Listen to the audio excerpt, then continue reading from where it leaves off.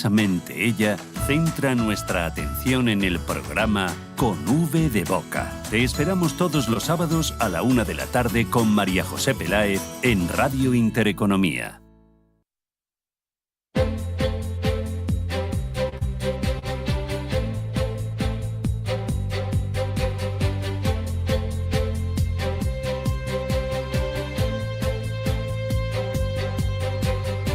Capital Intereconomía.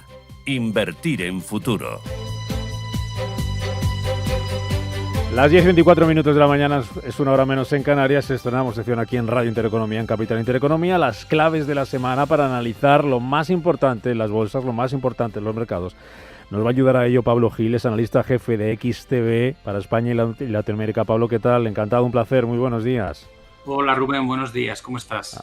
Van a poder ver este espacio también, además de escucharlo por la radio, por nuestras aplicaciones o por internet, en nuestro canal de YouTube. Ahí van a ver también a Pablo. Le pueden incluso preguntar, si lo desean, alguna cuestión en ese canal de YouTube. Claves de la semana, Pablo. Empezamos, si te parece, hablando de bancos centrales, de esa reunión de la FED. ¿Cómo hay que interpretar el mensaje? ¿Cómo están reaccionando los diferentes activos 2 días después? ¿Sí que la resaca todavía?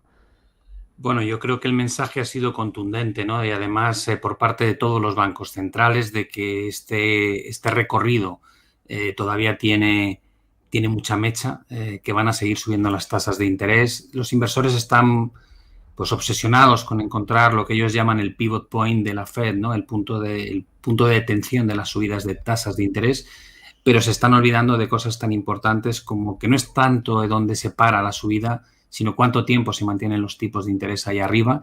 Y además, uno de los principales catalizadores del buen comportamiento bursátil fue lo que llamamos los programas de QE, ¿no?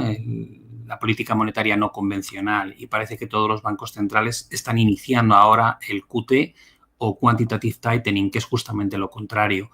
Por tanto, yo creo que queda mucho y todavía no hemos visto los efectos negativos de todas estas retiradas de estímulo que probablemente impactarán de lleno en el crecimiento económico en 2023. El viernes que viene te vemos la cara, con perdón Pablo, que hoy me dicen que hay problemas con la cámara, pero sí. El viernes que viene así que te visualizaremos, además de aprender contigo y escucharte. Teníamos ayer Banco de Inglaterra haciendo historia con la subida de tipos, el Banco Central Europeo que también lo subía en la anterior reunión. La pregunta es, Pablo, ¿cómo estás valorando la estrategia de los bancos centrales y si están teniendo éxito o no en su lucha contra la inflación? Bueno, yo creo que para que la gente nos entienda, esto es como cuando uno se mete en la ducha y pone el agua caliente y tarda en salir, ¿no? Y entonces abre el grifo del agua caliente cada vez más porque no sale caliente y está congelado hasta que de repente llega el agua caliente, ¿no? Entonces te escaldas. Y acto seguido lo que haces es cerrar el grifo de agua caliente, abrir el agua fría y cuando te quieres dar cuenta te has pasado, ¿no? Yo creo que eso es un poco lo que estamos viviendo en términos de política monetaria. Llegó el cisne negro que suponía el COVID y posteriormente la guerra, no se reaccionó a las presiones inflacionistas cuando se tenían que haber hecho, ¿no? Probablemente a finales del 2020, principios de 2021, ya era evidente que todo lo que habíamos hecho iba a generar presiones de inflación. En aquel momento el discurso fue esto es transitorio y se mantuvo durante demasiado tiempo el concepto de transitoriedad, ¿no?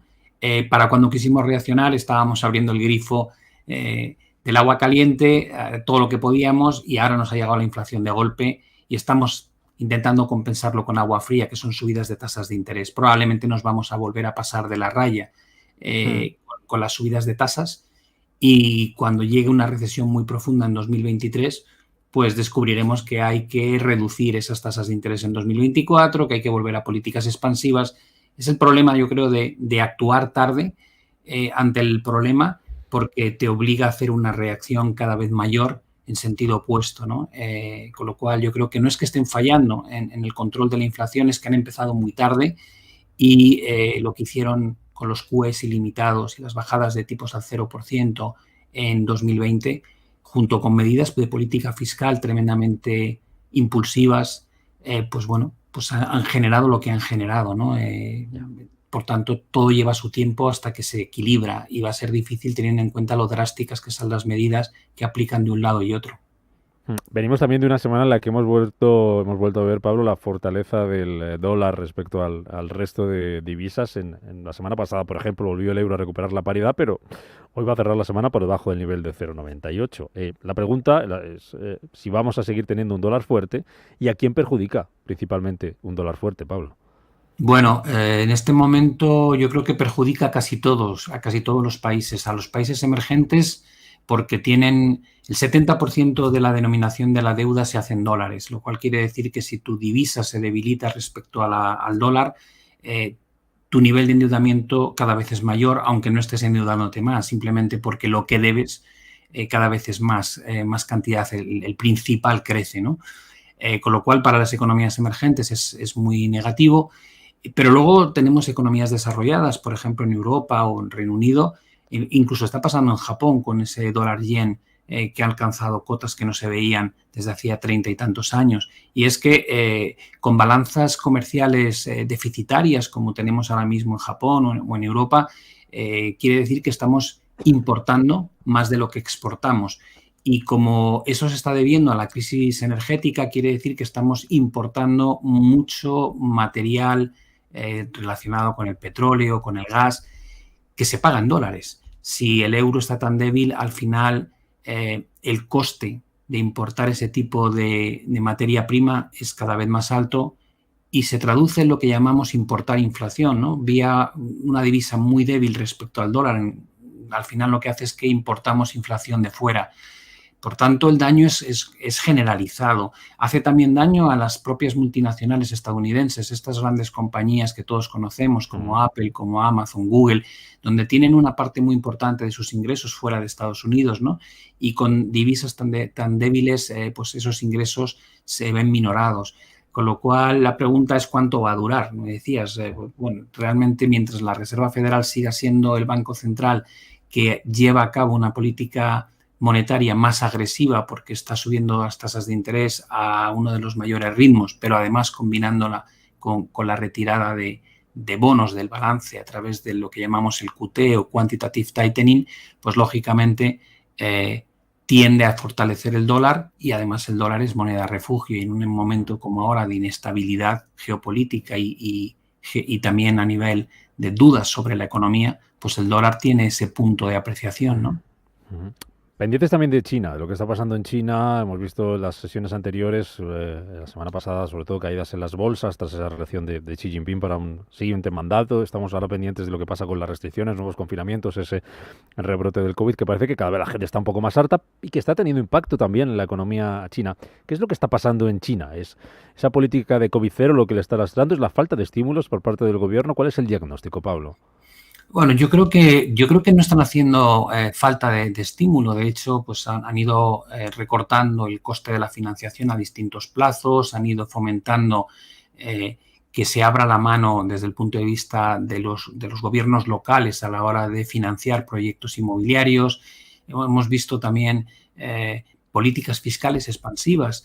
El problema que tiene China es que hace unos años le explotó la burbuja inmobiliaria, como sabemos todos con Evergrande, ese gigante de la promoción de inmobiliaria cuando tenía una deuda de 300.000 millones y que provocó pues un default que luego se extendió por el sector y que ha afectado a otras muchas grandes compañías y estamos viendo cómo caen los precios por primera vez en mucho tiempo.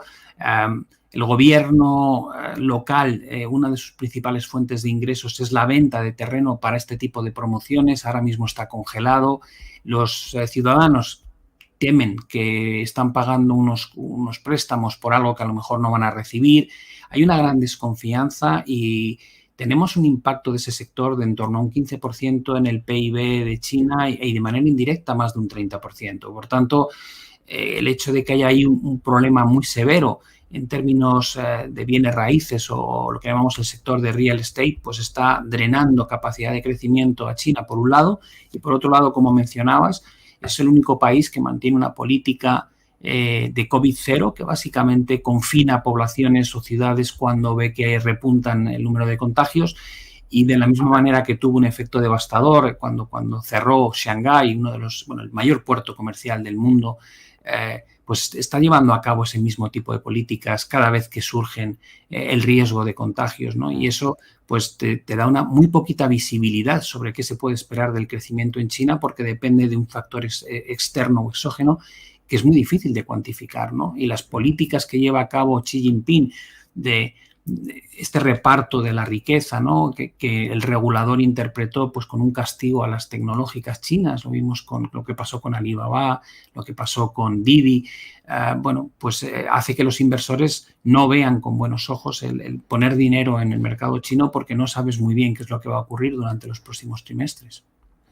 La semana que viene, Pablo, hablamos ya cuando te veamos y podamos ver también algún gráfico de cómo está el tema económico en Europa, el crecimiento, que te referías ahora a China, a ver cómo está la zona euro y a ver esa recesión, si ya es cada vez menos inevitable o no. Serán las claves de la próxima semana que contaremos aquí en Capital Intereconomía y con Pablo Gil, el analista jefe de XTB para España y Latinoamérica. Claves de la semana hoy han sido estas, marcada por los bancos centrales, por el dólar y por China. La semana que viene tenemos otra ración. Pablo, un placer, encantado de recibirte y de escucharte aquí en los micrófonos de Capital Intereconomía y de que nuestros oyentes y nosotros aprendamos contigo. Hasta el viernes que viene, Pablo. Buen fin de semana. Muchas gracias. Buen fin de semana.